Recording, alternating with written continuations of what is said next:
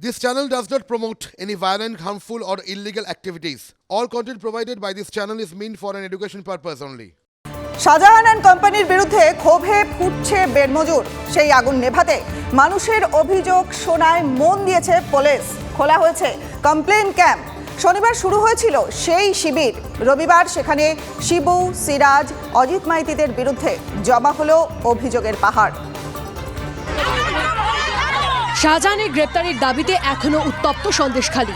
রবিবারও ক্ষোভের আগুন জ্বলে উঠেছে সন্দেশখালীর অনেক এলাকায়। এর মাঝেই সকাল থেকে অভিযোগ নিতে ক্যাম্প খুলে বসেছে পুলিশ। শনিবারের পর রবিবার সকাল থেকেও দেখা গেল সেই ক্যাম্পে অভিযোগ লেখানোর লাইন।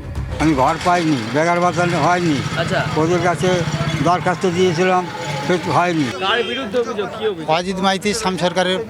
কি করেছে ওরা? ওরা ঘর দুয়ার ভেঙেছে, আমাদের মাছ টাছ লুটপাট করে নিয়ে চলে গেছে। আচ্ছা, কার কারণে আপনি জানালেন? শাম সরকার, অজিত মাইতি। ভেরি লুঠের ভুরি ভুরি অভিযোগ। তবে বেশিরভাগ মানুষই ক্যাম্পে আসেন জমি দখলের অভিযোগ নিয়ে। আমার জায়গা আমি যেন ফেরত পাই, তার জন্য আমি আবেদন করেছি। কারা জায়গা? 9 শতক জায়গা। কারা দখল?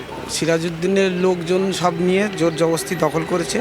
একদিকে ক্ষোভ মেটাতে সন্দেশখালীতে ঘুরছেন দুই মন্ত্রী, তবু সন্দেশখালীর এদিক ওদিকে প্রতিদিনই জ্বলে উঠছে ক্ষোভের আগুন। ক্যামেরায় গৌরব পালের সাথে অরিত্র ঘোষ, টিভি 9 বাংলা, সন্দেশখালী। মুখ্যমন্ত্রীর সফরের প্রতিবাদ।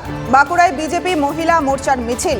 কেন সন্দেশখালী না গিয়ে বাঁকুড়ায় গেলেন মুখ্যমন্ত্রী? প্রশ্ন তুলে দফায় দফায় স্লোগান উঠল মিছিলে। দেখে নিন 1 মিনিটে। সন্দেশখালী ইস্যুতে তোলপাড় রাজ্য রাজনীতি। আঁচ পড়েছে বাঁকুড়াতেও। 27 ও 28 ফেব্রুয়ারি জঙ্গলমহল সফরে যাবেন মুখ্যমন্ত্রী। সন্দেশখালী না গিয়ে কেন জঙ্গলমহলে মুখ্যমন্ত্রী, প্রশ্ন তুলে বিক্ষোভে বিজেপি। গত কয়েকদিন ধরেই দফায় দফায় উত্তপ্ত সন্দেশখালী। নির্যাতনের প্রতিবাদে রাস্তায় নেমে সোচ্চার মহিলারা। পরিস্থিতি নিয়ে বারে বারে মুখ্যমন্ত্রীর হস্তক্ষেপের দাবি বিরোধীদের। মমতার সফরের প্রতিবাদে রবিবার বাঁকুড়া শহরে ঝাঁটা জুতো নিয়ে মিছিল করল বিজেপির মহিলা মোর্চা। আমরা শেখ শাহজাহানকে অবিলম্বে তার শাস্তি চাই।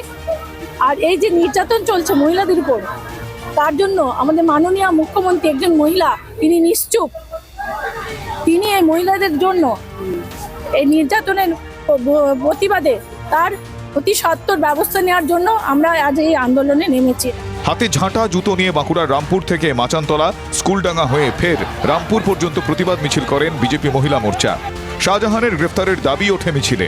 বাঁকুড়া থেকে হীরক মুখোপাধ্যায়ের রিপোর্ট, টিভি 9 বাংলা। এবার আসানসোলের কাণ্ডটা দেখুন। রক্তদান শিবিরে গিয়ে বিক্ষোভের মুখে মেয়র। মঞ্চের সামনে দাঁড়িয়ে চিৎকার বাসিন্দাদের। ক্ষোভ বিক্ষোভ ঘিরে তুমুল শোরগোল। দেখুন 1 মিনিটে। যে হ্যাঁ আমরা জল নেবো, কিন্তু ভোট শেষ, জল আর আমাদের এলো না। আগে হয় নাই, আমি তো নিজে বলছি। কাণ্ডটা দেখুন। ছিল রক্তদান শিবির, মুহূর্তে বদলে গেল ক্ষোভ বিক্ষোভের মঞ্চে। স্টেজে আবার আসানসোলের মেয়র বিধান উপাধ্যায়। মেয়রকে সামনে পেয়েই ক্ষোভের বিস্ফোরণ। জামুরিয়া 7 নম্বর ওয়ার্ড। দীর্ঘদিন ধরে জলসংকটে ভুগছে এই এলাকার মানুষজন। 4 বছর আগে পাইপ বসেছিল মাটির নিচে, তারপর ভোট আসে ভোট যায়, ওয়ার্ডে জল আর আসে না। রবিবার মেয়রকে নাগালে পেয়ে ক্ষোভ উগড়ে দিলেন বাসিন্দারা। অভিযোগ মেনে প্রথমে সামালের চেষ্টা দিলেও শেষমেশ ধৈর্য হারান মেয়র। কেন এতদিন জল ছিল না, কেন বাম আমলে এই জলের দাবি ওঠেনি, পাল্টা বিক্ষোভকারীদের লক্ষ্য করে প্রশ্ন করেন মেয়র। আজকে সিপিএম এর কাছে যদি এই উগ্র দেখা দিতে না, তাহলে মেনে নিতাম তোমাকে মস্তান। কখনো চাইবো না ঝামেলা ঝগড়া। দ্রুত জলসংকট মিটবে। জল প্রকল্পের কাজও জামুরিয়া এলাকার জন্য শুরু হয়েছে। মেয়রের আশ্বাসে থামে বিক্ষোভ। আসানসোল থেকে চন্দ্রশেখর চট্টোপাধ্যায়ের রিপোর্ট, টিভি 9 বাংলা। রাজ্যে আসছে কেন্দ্রীয় বাহিনী। সামনেই লোকসভার ভোট, তার জন্যই বাহিনীর আগমন। তবে এটা কিন্তু নজিরবিহীন, কারণ এখনো ভোটই তো ঘোষণা হয়নি।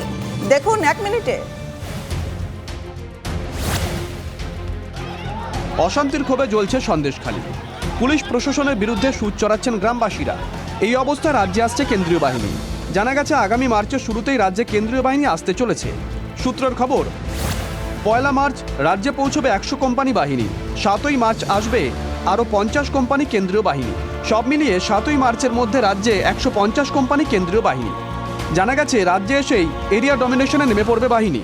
জল্পনা চলছে তাহলে কি পশ্চিমবঙ্গের জন্য আলাদা ব্লু প্রিন্ট তৈরি করেছে জাতীয় নির্বাচন কমিশন? কারণ পশ্চিমবঙ্গের জন্য মোট 920 কোম্পানি কেন্দ্রীয় বাহিনী চেয়েছে কমিশন। কেন্দ্রীয় স্বরাষ্ট্র মন্ত্রকের কাছে কমিশন এই বাহিনী চেয়েছে। অন্য কোনো রাজ্যে এত বাহিনী চায়নি কমিশন।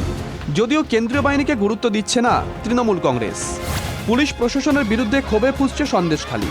রাজনৈতিক মহলের মতে এই পরিস্থিতিতে লোকসভা ভোটের নির্ঘণ্ট ঘোষণার আগেই রাজ্যে কেন্দ্রীয় বাহিনীর আগমন যথেষ্ট তাৎপর্যপূর্ণ। Bureau report, TV9 Bangla. হোটেলের কামরা থেকে উদ্ধার কলেজ ছাত্রের দেহ। 4 দিন পরে গ্রেপ্তার বান্ধবী সাওয়ানা পারভিন ওরফে জয়নাফ খাতুন নামে এক ছাত্রীকে গ্রেপ্তার আসানসোল দক্ষিণ থানার পুলিশের। 4 দিন আগে আসানসোলের হোটেলের ঘর থেকে গুলিবিদ্ধ অবস্থায় পাওয়া গিয়েছিল কলেজ ছাত্রের দেহ। রহস্য ঘনিয়েছিল ছাত্রের বান্ধবীকে নিয়ে।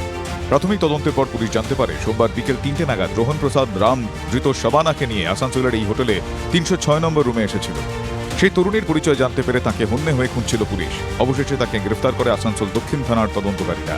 জানা গিয়েছে ধৃত শাবানা পারভিন কলা বিভাগের প্রথম বর্ষের ছাত্রী। এই শাবানা মৃত রোহন প্রসাদ রামের বান্ধবী বলে জানা গিয়েছে। ছাত্রীর বাড়ি কুলটি থানা এলাকার নিয়ামতপুরের আকন বাগানে। রবিবার ওই ছাত্রীকে আদালতে তোলা হলে তাকে 5 দিনের পুলিশি হেফাজতের নির্দেশ দেন বিচারক। মৃত যুবকের বাবার লিখিত অভিযোগের ভিত্তিতে এই যুবতীকে গ্রেফতার করা হয়েছে। তার ভিত্তিতে খুনের মামলা করা হয়েছে। আর এই ঘটনার পেছনে সম্পর্কের টানাপোড়েন না অন্য কিছু রয়েছে সেটা ধৃতকে জেরা করে জানার চেষ্টা করছে। আসানসোল থেকে চন্দ্রশেখর চট্টোপাধ্যায়ের রিপোর্ট, TV9 বাংলা।